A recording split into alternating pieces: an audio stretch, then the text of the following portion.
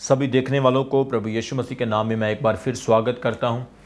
आज का दिन बहुत अच्छा है और परमेश्वर की आत्मा ने आज प्रार्थना में सुबह मेरे साथ बात की और प्रभु की आत्मा ने बताया है कि आने वाले दिनों में मसीही लोगों के लिए, आने वाले दिनों में सिर्फ मसीही लोगों के लिए गुड न्यूज़ है, शुभ संदेश है आपके लिए।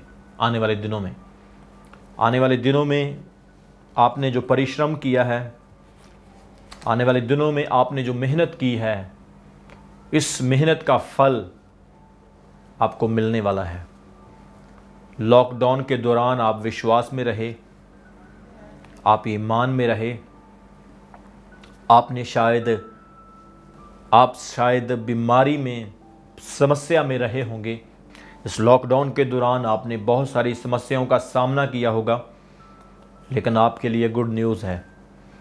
आपका विश्वास प्रभु ने देख लिया है, आपका भरोसा यीशु मसीह ने देख लिया है और आपको देख के यीशु की आंखें आंसुओं से भरी हुई है आपके लिए। वो आपके आंसुओं को नहीं देख सकता है, आपके दुख को नहीं देख सकता है। वो तरस से भरा हुआ प्रभु दया का सागर है। आने वाले दिनों में प्रभु आपको ब्लेस कर रहा है। तैयार हो जाएं अपनी ब्लेसिंग के लिए, अपनी हीलिंग के लिए। कहें प्रभु से कि प्रभु, चाहे बारी पर दाखे लगे चाहे ना लगें, खेतों में अनाज हो चाहे ना हो, लेकिन मैं तुझ में मगन रहूँगा, मैं तेरी तारीफ करता रहूँगा। और मैं दावे के साथ, विश्वास के साथ आपको कहता हूँ, धीरज रखने वालों की जीत होती है। कछुए की चाल चलने वाले अपनी मंजिल को पा लेते हैं, लेकिन जो खरगोश की तरह चलते हैं उनको जल्दी नींद आ जाती है। प्रभु यीशु मसीह ने मुझे बहुत कुछ दिखाया आने वाले दिनों में। मैंने बहुत सारे दर्शन, बहुत सारे विजन्स देखे हैं। कल रात मुझे प्रभु ने एक ड्रीम दिखाया, जब मैं प्रार्थना करके परमेश्वर के सामने दंडवत करके स्पिरिट में प्रभु के साथ कनेक्टेड था। प्रभु ने मुझे एक ड्रीम दिखाया। वो ड्रीम ये था कि मैंने देखा कि कुछ बहनें मेरे पास आईं और उनकी गोद में बच्चे हैं, और मैंने देखा कि बहुत सुंदर बच्चे हैं और लड़के हैं, बेटे हैं, जिनके पास संतान की आशीष नहीं है। प्रभु ने मुझे इस दर्शन के द्वारा दिखाया कि वो मेरे पास आए टेस्टमनी के साथ, गवाही के साथ। परमेश्वर आपकी लाइफ को बदलता है। शुरू से लेकर आज तक इंसान का, मनुष्य का परमेश्वर के साथ एक डीप कनेक्शन रहा है। परमेश्वर के साथ इंसान का एक कनेक्शन बना रहा है।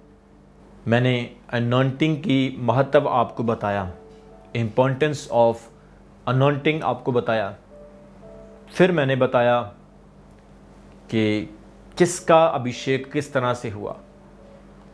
अनॉइंटिंग का आपको इंट्रोडक्शन भी दिया, मतलब भी बताया। आज मैं बात करने जा रहा हूँ यीशु मसीह के अभिषेक के बारे में। प्रभु यीशु मसीह का अनॉइंटिंग कैसे हुआ और बाइबल में यीशु मसीह का अनॉइंटिंग कितनी बार हुआ, आज आप इस चीज़ को सीखेंगे। प्रियो, जब हम लूका की अंजील उसका 4 अध्याय उसके 18 वचन में पढ़ते हैं, वहाँ पर लिखा है, लूक चैप्टर 4 वर्स 18, यीशु मसीह ने कहा, प्रभु का आत्मा मुझ पर है, इसलिए कि उसने कंगालों को सुसमाचार सुनाने के लिए मेरा अभिषेक किया है, और मुझे इसलिए भेजा है कि बंदियों को छुटकारे का और अंधों को दृष्टि पाने का, सुसमाचार करूं और कुचले हुओं को छुड़ाऊं, और प्रभु के प्रसन्न रहने के वर्ष का प्रचार करूं। यहाँ पर हम देखते कि यीशु मसीह का अभिषेक परमेश्वर की ओर से हुआ। जब प्रभु इस संसार में इंसान बन के, जब प्रभु इस संसार में मनुष्य बनकर आए, तो प्रभु का अभिषेक परमेश्वर ने किया। God has anointed Jesus. किस काम के लिए? कंगालों को गुड न्यूज़ सुनाने के लिए। कंगालों को गुड न्यूज़, क्या गुड न्यूज़ चाहिए? कि परमेश्वर उनको कंगाली से निकालने के लिए जा रहा है, चाहे वो कंगाली शारीरिक हो, चाहे वो आत्मिक हो। उस प्रभु यीशु का अभिषेक हुआ यीशु मसीह को अनॉइंटेड किया गया ताकि वो बंदियों को छुड़ाए। वो बंदी वो हों जो आज किसी गुनाह की वजह से जेल में हैं, या वो पाप की जेल में हैं, यहाँ आत्मिक तरीके से हैं या फिजिकल से हैं। प्रभु उन बंदियों को छुड़ाए। अंधों को दृष्टि पाने का, यहां पर भी दो तरह के अंधे हैं। एक जो अपने शरीर की आंखों से अंधे हैं, एक वो जो आत्मा की आंखों से अंधे हैं। शरीर की आंखों से जो अंधे हैं वो तो कुछ नहीं देख सकते हैं, लेकिन जो आत्मा की आंखों से अंधे हैं वो परमेश्वर को कभी नहीं देख सकते हैं। इसलिए यीशु इसलिए आए, पहला कंगालों को सुसमाचार सुनाने के लिए यीशु का अभिषेक हुआ, बंदियों को छुटकारे का सुसमाचार सुनाने के लिए, छुटकारा देने के लिए। तीसरा, यीशु का अभिषेक हुआ कि वो अंधों को दृष्टि दे, जो आत्मिक अंधे हैं, जो शारीरिक अंधे हैं। चौथा, यीशु मसीह कुचले हुओं को छुड़ाए।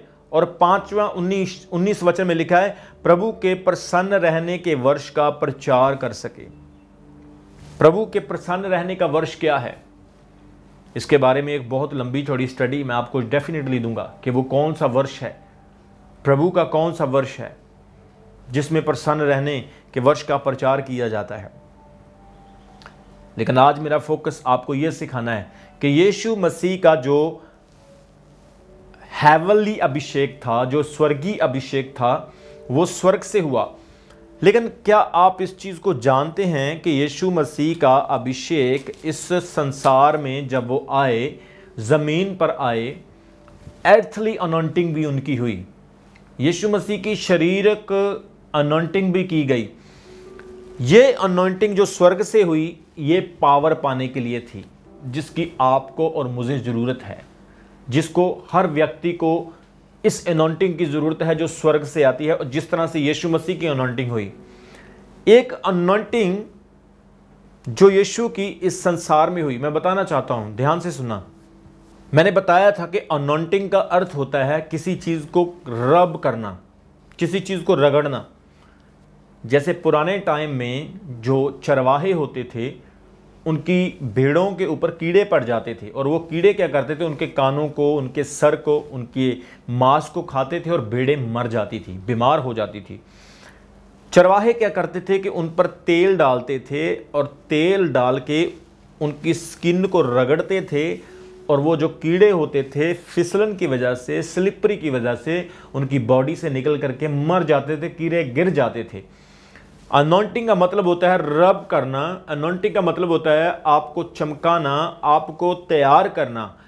एक अनॉइंटिंग का अर्थ और है आदर करना, रिस्पेक्ट करना।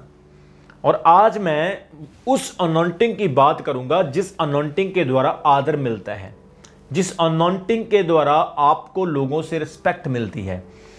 आपको पता है यीशु मसीह का अभिषेक हुआ क्योंकि परमेश्वर ने यीशु का आदर किया, परमेश्वर ने यीशु को रिस्पेक्ट दिया, परमेश्वर ने यीशु को समर्थ दिया।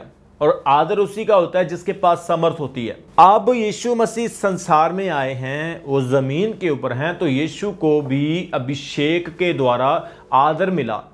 कुछ लोगों ने आदर देने के लिए यीशु को अभिषेक किया। एक वचन आपके साथ पढ़ना चाहता हूं, आइए पढ़ेंगे। लूका की अंजील उसका 7 अध्याय उसके 36 वचन से लेकर 50 वचन तक मैं पहले पढ़ूंगा, फिर इसका एक्सप्लेन करूंगा। फिर किसी फरीसी ने उससे विनती की कि वह उसके साथ भोजन करे। अंत वह उस फरीसी के घर में जाकर भोजन करने बैठा। उस नगर की एक पापनी स्त्री यह जानकर कि वह फरीसी के घर में भोजन करने बैठा है, संगमरमर के पात्र में इत्र लाई और उसके पांवों के पास पीछे खड़ी होकर रोती हुई उसके पांवों को आंसुओं से भिगोने और उसके सर और अपने सर के बालों से पोंछने लगी और उसके बाल बार बार चूमकर, उसके पांव बार बार चूमकर उन पर इत्र मला। यह देखकर वह फरीसी जिसने उसे बुलाया था अपने मन में सोचने लगा, यदि यह भविष्यवक्ता होता तो जान जाता कि यह जो उसे छू रही है वह कौन कैसी स्त्री है, क्योंकि वह तो पापनी स्त्री है। यीशु ने उसके उत्तर में कहा, हे शिमोन, मुझे तुझसे कुछ कहना है। वह बोला, हे गुरु कह। यीशु ने कहा, किसी महाजन के 2 देनदार थे। एक 500 और दूसरा 50 का देनदार था। जब उनके पास पटाने को कुछ ना रहा तो उसने दोनों को क्षमा कर दिया। इसलिए उनमें से कौन उससे अधिक प्रेम रखेगा? शिमोन ने उत्तर दिया, मेरी समझ में वह जिसका उससे अधिक छोड़ दिया गया। उसने उससे कहा, तूने ठीक विचार किया है और उस स्त्री की ओर फिरकर उसने शिमोन से कहा, क्या तू इस स्त्री को देखता है? मैं तेरे घर में आया परंतु तूने मेरे पांव धोने के लिए पानी ना दिया, पर इसने मेरे पांव आंसुओं से भिगोए और अपने बालों से पोंछा।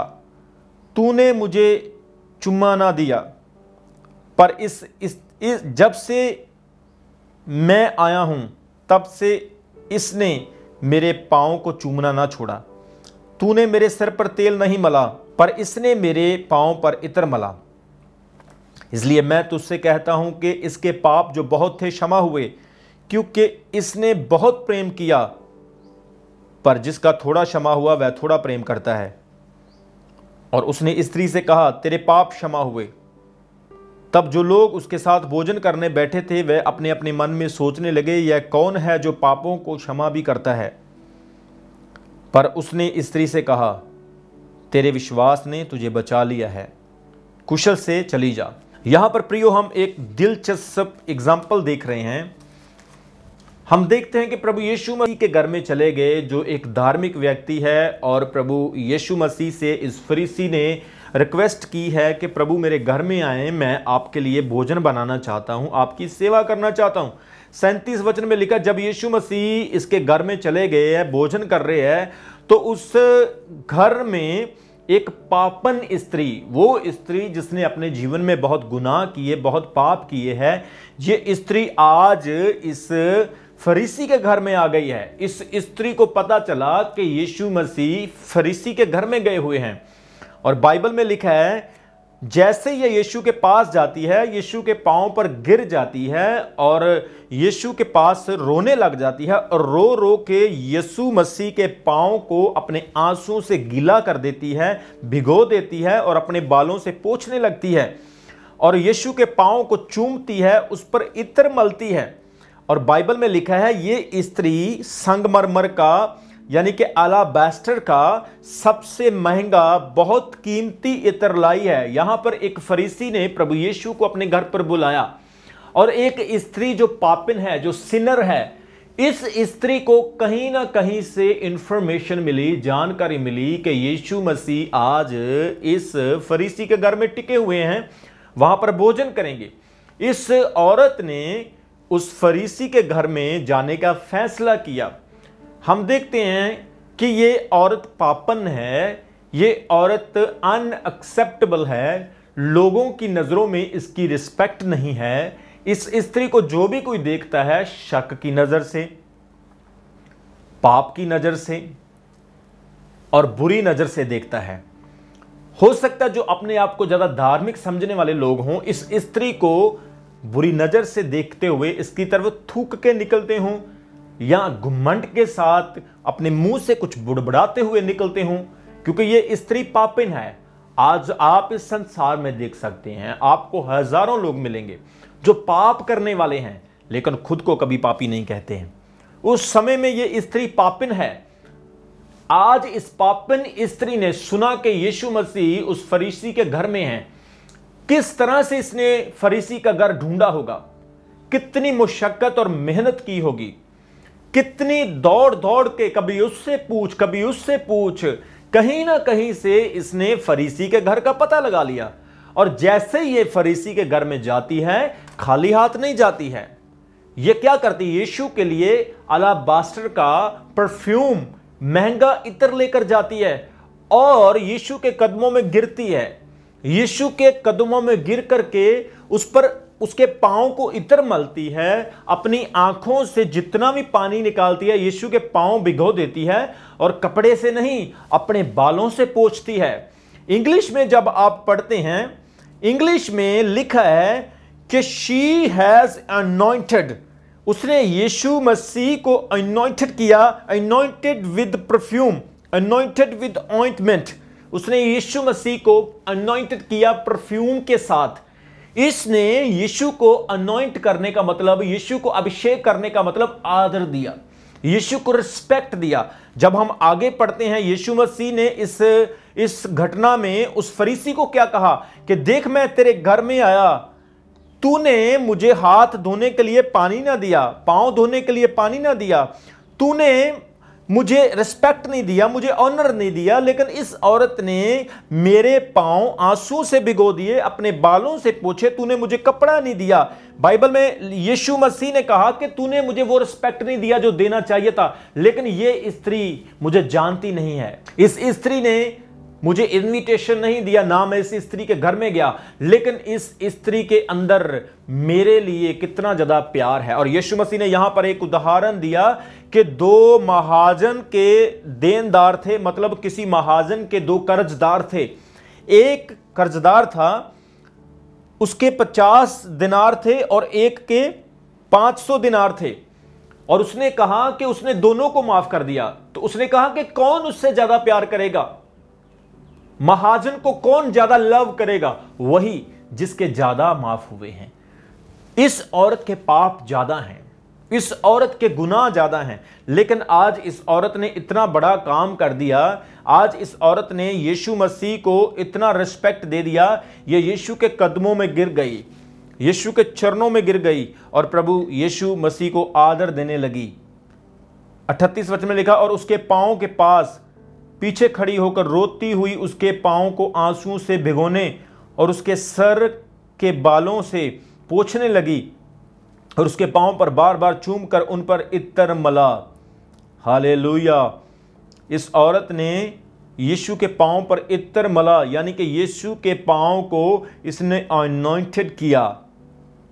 What a great faith! कितना ज्यादा इसके अंदर यीशु के लिए मोहब्बत। आपको पता, जब पहली बार शिमोन पतरस ने यीशु मसीह को देखा और प्रभु के चमत्कारों को देखने के बाद प्रभु के कदमों में गिर गया और कहने लगा, प्रभु मैं पापी हूं, मुझसे दूर चले जाइए। परमेश्वर का स्टैंडर्ड बहुत बड़ा है। परमेश्वर का यही एक स्टैंडर्ड है कि हर व्यक्ति उसके सामने अपने आप को पापी महसूस करता है, चाहे वो कितना भी बड़ा धर्मी क्यों ना हो। परमेश्वर के सामने कोई इंसान खरा और प्योर खड़ा नहीं हो सकता है, क्योंकि परमेश्वर निष्पाप, glorious God, perfect God, victorious God, created, हर चीज का रचने वाला है वो। और आज यीशु मसीह के कदमों में गिर करके ये बहन अपने पापों का पश्चाताप करके रो रही है। यीशु मसीह के सामने जाकर वही व्यक्ति रोता है जो अपने पापों की क्षमा मांगता है। इसने मुंह से तो ये नहीं कहा कि प्रभु मेरे पापों को माफ करें, लेकिन इसके काम से लग रहा है कि ये पश्चाताप कर रही है। इसके एक्ट से लग रहा है कि ये अंदर से टूटी हुई है और यीशु मसीह से अपने गुनाह की माफी मांग रही है। फिर फरीसी अपने मन में सोचने लगा कि यीशु मसीह यदि भविष्यवक्ता होता, यीशु मसीह यदि नबी होता, तो ये जान लेता कि कौन स्त्री इसको छू रही है। ये तो बहुत पापी है, ये स्त्री तो अपवित्र है, और ये यीशु मसीह को, उसके पांव को चूम रही है, यीशु मसीह को टच कर रही है, और यीशु मसीह को पता ही नहीं चल रहा है। यीशु मसीह भविष्यवक्ता नहीं है। यीशु मसीह अगर सच्चे होते तो आज जान लेते। मैं सोचता हूं इस स्त्री से सबसे बड़ा पापी तो ये फरीसी है, जिसने यीशु मसीह के पास बैठकर यीशु के लिए ऐसा सोचा। सबसे बड़ा गुनाहगार ये है जिसने यीशु मसीह को पहचाना नहीं, उस पर शक कर रहा है, डाउट कर रहा है। लेकिन फिर भी यीशु ने उसके मन की बात को जान लिया और उससे कहा, हे शिमोन, तू क्या सोचता है? मैंने तुझसे कुछ कहना है। वह बोला, गुरु कह दीजिए। उसने कहा, जिसके ज्यादा माफ हुए हैं वो सबसे ज्यादा प्यार करेगा। इस स्त्री के गुनाह ज्यादा थे, इस औरत के पाप इतने ज्यादा थे, उसने इसीलिए यीशु को ज्यादा प्यार किया। आज वही लोग यीशु को ज्यादा प्यार करते हैं जिनके पाप ज्यादा होते हैं। वही लोग यीशु को प्रेम करते हैं जो अपने आप को सिन या सिनर फील करते हैं। लेकिन जो अपने आप को घमंडी, अपने आप को बहुत धर्मी, अपने आप को बहुत रिच, जो कहते हैं मेरे पास सब कुछ है, मुझे परमेश्वर की ज़रूरत नहीं है, वो कभी परमेश्वर के पास नहीं आते। जैसा कि मरकुस की अंजील उसका 2 अध्याय उसके 17 वचन में यीशु मसीह ने कहा, रोगियों को वैद्य की ज़रूरत है, और मैं वैद्य बन के इस संसार में आया हूं। भलों चंगों को नहीं, लेकिन रोगियों को वैद्य की जरूरत है। जहां पर हम यीशु मसीह का पहला अभिषेक देखते हैं, we see the first anointing of Jesus. यीशु मसीह को पहला अनॉइंटिंग हम इस वचन में देखते हैं कि इस औरत ने यीशु मसीह का अनॉइंटिंग किया, इस औरत ने यीशु मसीह का अभिषेक किया, यीशु को आदर दिया। दूसरा यीशु का अभिषेक हम देखते हैं, दूसरा अनॉइंटिंग हम देखते हैं यूहन्ना की अंजील उसका 12 अध्याय मैं पढ़ना चाहता हूं, 8 वचन तक पढ़ूंगा मैं। वहां लिखा, यीशु फसह से 6 दिन पहले बैतनिय्याह में आया। यहां लाजर था जिसे यीशु ने मरे हुओं में से जिलाया था। वहां उन्होंने उसके लिए भोजन तैयार किया और मार्था सेवा कर रही थी, और लाजर उनमें से एक था जो उसके साथ भोजन करने के लिए बैठे थे। तब मरियम ने जटा मासी का आधा सेर बहुमूल्य इत्र लेकर यीशु के पांव पर डाला और अपने बालों से उसके पांव पोंछे, और इस इत्र की सुगंध से सारा घर सुगंधित हो गया। परंतु उसके चेलों में से यहूदा इस्करियोती नाम का चेला, जो उसे पकड़वाने पर था, कहने लगा, यह इत्र 300 दिनार में बेचकर कंगालों को क्यों ना दिया गया। उसने यह बात इसलिए नहीं कही कि उसे कंगालों की चिंता थी, परंतु इसलिए कि वह चोर था और उसके पास उनकी थैली रहती थी और उनमें से वो जो कुछ डाला जाता था वह निकाल लेता था। यीशु ने कहा, उसे रहने दो, उसने ये मेरे गाड़े जाने के दिन के लिए किया है, मतलब मेरे गाड़े जाने के दिन के लिए रखने दो, क्योंकि कंगाल तो सदा तुम्हारे साथ रहते हैं, परंतु मैं तुम्हारे साथ सदा नहीं रहूंगा। यहां पर हम एक और इंसिडेंट देख रहे हैं, एक ब्यूटीफुल वंडरफुल वचन देख रहे हैं यूहन्ना की इंजील में। ये इंसिडेंट जो है, वो मैंने जो आपको पहला इंसिडेंट बताया है, वो इंसिडेंट में और इसमें फर्क है। एक्टिविटी सेम है, उसमें भी वो बहन, वो औरत जो है, उसमें भी वो इत्र यीशु के चरणों में डालती है, फिर अपने बालों से यीशु के पांव को पोंछती है, यीशु के पांव चूमती है। और यहाँ पर भी जो मरियम है, ये यीशु के पांव पर इत्र डालती है, यीशु के पांव को चूमती है। देखिए, एक्टिविटी सेम है, लेकिन इसमें जो लोग हैं, जो इसमें जो पर्सन्स हैं, जो व्यक्ति हैं, उनमें फर्क है। पहली अनॉइंटिंग में एक शिमोन फरीसी है, और वहां पर जो औरत हमने पाई है उसमें नाम नहीं दिया गया, उस औरत के नाम का जिक्र नहीं किया गया। जहां पर स्थान भी बताया गया है और यहां पर इलाका भी बताया गया, नगर भी बताया गया कि बैतनिय्याह नगर, और यहां पर बताया गया कि लाजर के घर में यीशु मसीह गए हैं और लाजर की बहन मरियम ने यह किया है यीशु के साथ। यानी कि इस इंसिडेंट में हर चीज ब्रीफली खोल के बताई गई है। इसलिए कोई भी पढ़ने वाला ये ना समझे कि ये दोनों इंसिडेंट सेम हैं, ये दोनों कहानी बिल्कुल सेम है, नहीं, फर्क है इस कहानी में और उसमें फर्क है। क्या फर्क है? यीशु फसह से 6 दिन पहले, यानी कि जो फसह आने वाला था, यीशु मसीह फसह आने से 6 दिन पहले बैथनी नगर में गए हैं, बैथनिय्याह में गए हैं, और वहां लाजर, जिसे यीशु मसीह ने मरे हुओं से जिंदा किया था, उनके लिए उन्होंने भोजन तैयार किया हुआ था, और मार्था सेवा कर रही थी, और लाजर उनमें से एक था जो यीशु मसीह के साथ बैठकर भोजन कर रहा था। और बाइबल बताती है, तब मरियम ने जटा मासी का आधा सेर बहुमूल्य इत्र, बहुत महंगा इत्र लेकर यीशु के पांव पर डाला और अपने बालों से पांव पोंछे, और इत्र की सुगंध से सारा घर सुगंधित हो गया। यहां पर 3 वचन में हम इंग्लिश में पढ़ेंगे। Mary therefore took a pound of expensive ointment made from a pure nard and anointed the feet of Jesus and wiped his feet with her hair। यहां पर एक शब्द आया है, and anointed the feet of Jesus, and anointed the feet of Jesus। anointed word आ रहा है, anointed का मतलब है अभिषेकित करना। इसने भी यीशु के पांव को अभिषेकित किया, anointed किया, मतलब के आदर दिया। वो वाली anointing नहीं कि सामर्थ दिया यीशु मसीह को, anointed दिया, anointed किया मतलब के आदर दिया।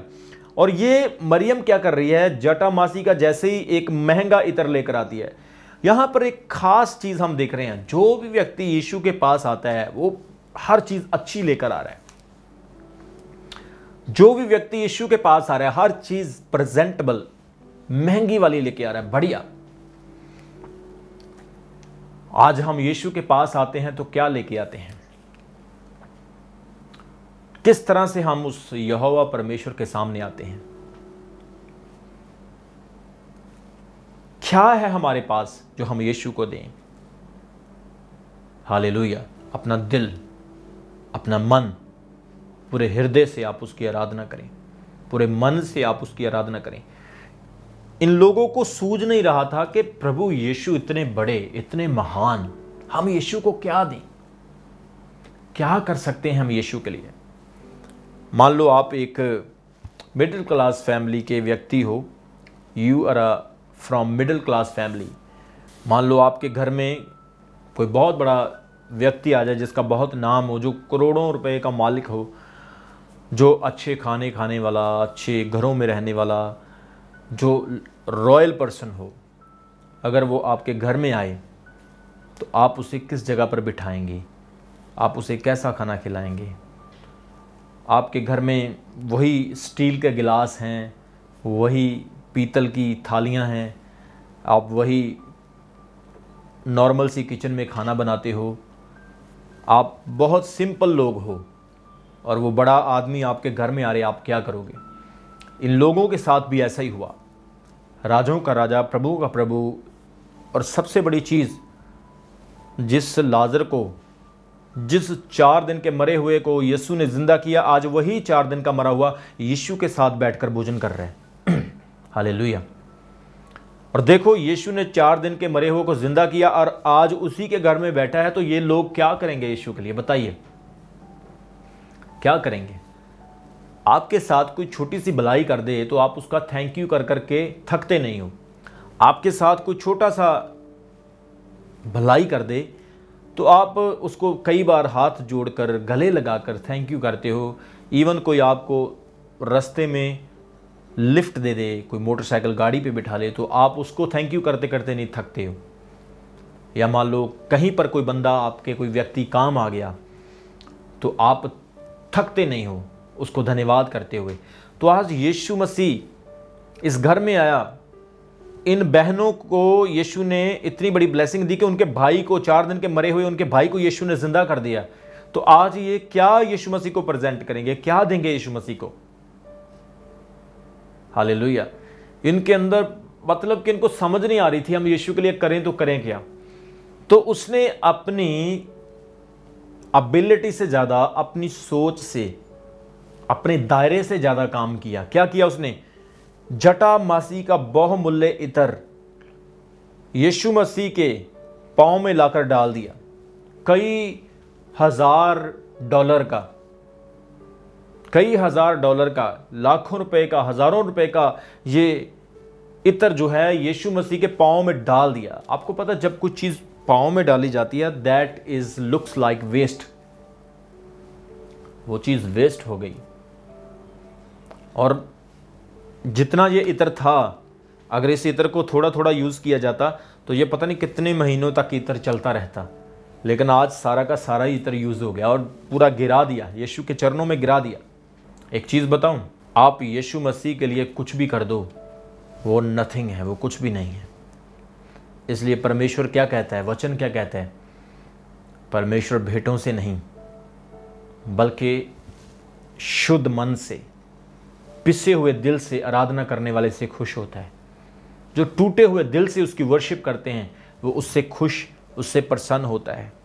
और यहाँ पर उसने इत्र लाकर यीशु के चरणों में डाल दिया और अपने बालों से पोंछने लगे और इत्र की सुगंध से सारा घर भर गया, सारा घर भर गया।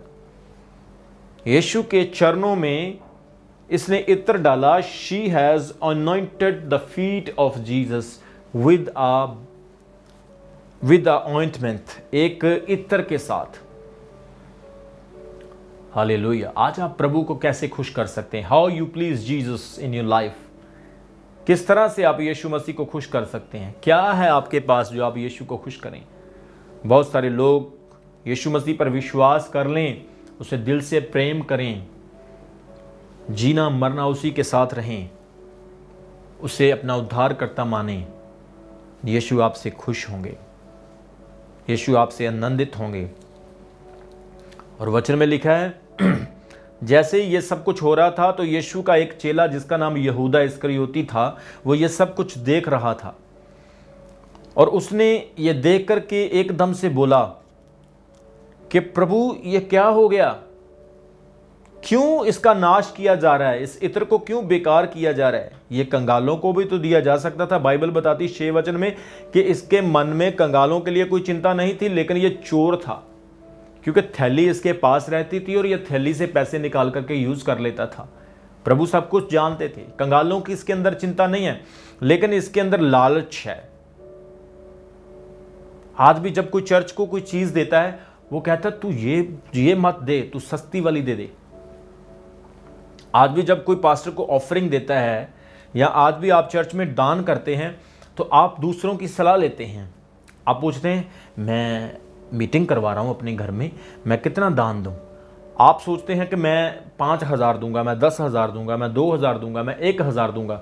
आप अपने मन में सोचते हैं कि मैंने इतने देने हैं, और वो बंदा आपके मन में पता क्या कहता? चल 100 दे दे, 50 दे दे, 500 दे दे। मतलब कि परमेश्वर के काम को रोकने वाला, परमेश्वर की महिमा को स्टॉप करने वाला व्यक्ति, और ऐसा व्यक्ति यीशु मसीह का एक चेला है जिसका नाम यहूदा है। वो क्या कह रहा है? क्यों डाला ये इत्र? क्यों तू परमेश्वर की महिमा से खुश नहीं है? जो काम इस बहन ने, जो काम इस औरत ने कर दिया, क्या कोई और कर सकता है? नहीं कर सकता है, कभी भी नहीं कर सकता है, क्योंकि ये काम वही कर सकता है जिसके पाप माफ हुए हैं, जिसके साथ भलाई हुई है। आज हजारों लोग चंगाई पाते हैं, हीलिंग पाते हैं और परमेश्वर से दूर हो जाते हैं। हजारों लोग यीशु के पास आते हैं, चंगे होते हैं और चले जाते हैं। आपको पता, बाइबल में एक बहुत खूबसूरत एग्जाम्पल दिया गया। यीशु मसीह ने खुद कहा, यीशु मसीह ने खुद इसके बारे में वेरवा दिया, और बाइबल में लिखा है कि यीशु मसीह ने 10 कोढ़ियों को चंगा किया था, जिनमें से सिर्फ एक वापस आया था और 9 वापस नहीं आए थे। और यीशु ने उस एक से पूछा, क्या वो 9 चंगे नहीं हुए? वो कहाँ है? आज भी प्रभु पूछता है कि मैंने चंगाई तो 10 को दी है, लेकिन 9 कहाँ है? सिर्फ एक ही धन्यवाद करने के लिए आया है, एक ही उस चंगाई की, उस ब्लेसिंग की वैल्यू को समझता है, बाकी कहाँ गए? आज भी प्रभु इस चीज के लिए क्वेश्चन करता है, पूछता है, आपसे हिसाब मांगता है, मुझसे हिसाब मांगता है। एक एक जन से वो लेखा लेता है और कहता है वो कहाँ है? तुम बताओ मुझे। You are the responsible for them, आप उनके लिए जिम्मेवार हो। और बाइबल कहती है, यीशु मसीह ने कहा 7 वचन में, यीशु ने कहा उसे रहने दो, उसने ये मेरे गाड़े जाने के लिए किया है। आपको पता, जब किसी व्यक्ति को उसके मरने के बाद कब्र में रखा जाता था, तो कब्र में रखने से पहले उसकी देह के ऊपर मसाले लगाए जाते थे, परफ्यूम्स लगाए जाते थे। क्यों लगाए जाते थे वो मसाले, क्यों परफ्यूम लगाए जाते थे? उसका रीजन ये है कि वो मरने वाले से बहुत प्यार करते थे,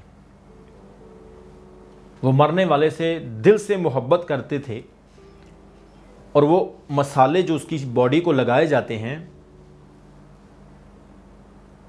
इसलिए कि वो देह जो है वो खराब ना हो, बॉडी से दुर्गंध ना आए, बॉडी से बदबू ना आए, सड़ान ना आए, तो वो बॉडी बिल्कुल सही रहे, इसलिए मसाले लगाते थे।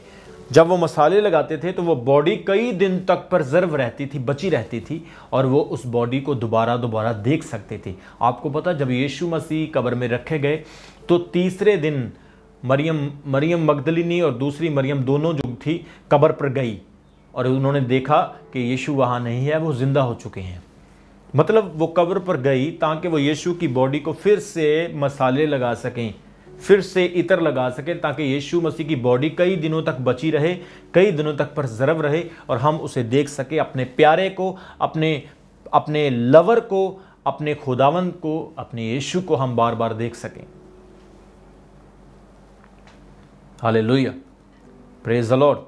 इसलिए यीशु ने कहा कि उसे ना तंग करो, उसे कष्ट मत दो, leave her alone so that she may keep it for the day of my burial. उसने मेरे गाड़े जाने के लिए ये सब किया है। यहां पर हम दूसरी यीशु की अनॉइंटिंग को पाते हैं।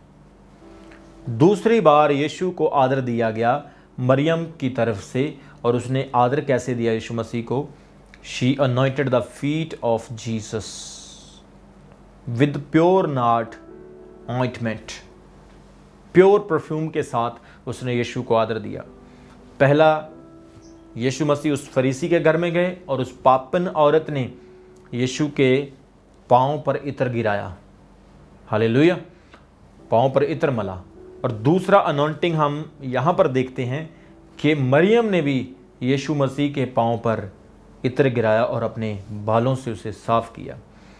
आइए हम यीशु का तीसरा अनॉइंटिंग देखते हैं कहाँ पर हुआ। मत्ती की अंजील उसका 26 अध्याय, मत्ती की अंजील उसका 26 अध्याय उसके 6 वचन में हम पढ़ेंगे। यहां पर यीशु का तीसरा अनॉइंटिंग किया गया जब यीशु बैतनिया में शिमोन कोरी के घर में था। आपको याद रखना होगा कि ये तीनों इंसिडेंट आपस में मैच नहीं करते हैं। पहला जो है वो सिर्फ वो शिमोन फरीसी है, लेकिन ये फरीसी नहीं, ये शिमोन कोड़ी है, शिमोन लेपर। और यहां पर लिखा 6 वचन में, जब यीशु बैतनिया में शिमोन कोरी के घर में गए, बाइबल में लिखा है, तो एक स्त्री संगमरमर के पात्र में बहुमूल्य इत्र लेकर यीशु के पास आई, और जब वह भोजन करने बैठा था तो उसके सर पर ढेल दिया। यह देखकर उसके चेले रिसियाए और कहने लगे, इसका क्यों सत्यानाश किया गया? इसे तो अच्छे दाम में बेचकर कंगालों को बांटा जा सकता था। यह जानकर यीशु ने उनसे कहा, स्त्री को क्यों सताते हो? उसने मेरे साथ भलाई की है। कंगाल तो सदा तुम्हारे साथ रहते हैं, परंतु मैं सदा तुम्हारे साथ न रहूँगा। उसने मेरी देह पर जो इत्र उढेला है वह मेरे गाड़े जाने के लिए किया है। मैं तुमसे सच कहता हूँ कि सारे जगत में जहाँ कहीं भी सुसमाचार प्रचार किया जाएगा, वहाँ इस काम का वर्णन भी उसके स्मरण के लिए किया जाएगा। यहाँ पर हम यीशु मसीह का तीसरा अनॉइंटिंग देख रहे हैं।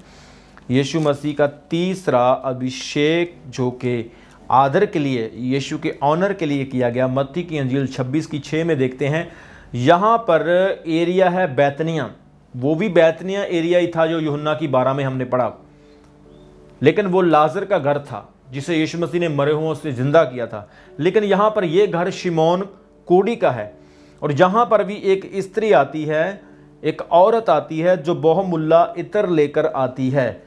लेकिन यहाँ पर यह जिक्र नहीं किया गया कि वो जो स्त्री आई है ये पापन है। वो स्त्री पापन है जो हमने लूका की अंजील 7 अध्याय में पढ़ा, वो सिनर वुमेन है। लेकिन ये सिनर वुमेन नहीं है, शी इज जनरल। ये आम बलीवर हो सकती है, या ये यीशु को प्रेम करने वाली औरत हो सकती है, एक अच्छी बलीवर हो सकती है। यहाँ पर 6 वचन में लिखा, जब यीशु बैतनिया में शिमोन कोड़ी के घर में था तो एक स्त्री संगमरमर के पात्र में इत्र लेकर आई, उसके पास आई और वह भोजन करने बैठा था, और उसने क्या किया? उसके सर पर उढेल दिया। यह देखकर उसके चेले रिसियाए और कहने लगे, इसका क्यों सत्यानाश किया गया? इसे तो अच्छे दाम में बेचकर कंगालों को बांटा जा सकता था। यह जानकर यीशु ने उनसे कहा, स्त्री को क्यों सताते हो? उसने मेरे साथ भलाई की है। कंगाल तो सदा तुम्हारे साथ हैं, परंतु मैं फिजिकली, मतलब देह में, मैं सदा तुम्हारे साथ ना रहूँगा। उसने मेरी देह पर जो ढेला है वह मेरे गाड़े जाने के लिए किया है। मैं तुमसे सच कहता हूँ कि जगत में जहाँ कहीं भी सुसमाचार प्रचार किया जाएगा, इस काम का वर्णन जरूर होगा, जैसे आज मैं प्रचार कर रहा हूँ और इस काम का वर्णन कर रहा हूँ। हालेलुया। यहाँ पर एक स्त्री ने यीशु को अनॉइंट किया, और ये इंसिडेंट पढ़ने में सेम लग रहे हैं, लेकिन इन तीनों इंसिडेंट में अलग अलग डिफरेंस है, एरिया का फ़र्क है, जो इसमें पर्सनैलिटीज़ हैं, जो पर्सन्स हैं, उनका फ़र्क है। तो आज हमने यीशु मसीह की 3 तरह की अनॉइंटिंग को पढ़ा है, देखा है कि यीशु का 3 तरह से अनॉइंटिंग हुआ, कुछ लोगों की तरफ से, कुछ औरतों की तरफ से। वो अनॉइंटिंग उनके आदर के लिए था, उनके गाड़े जाने के लिए था, पहला अनॉइंटिंग जो हुआ वो यीशु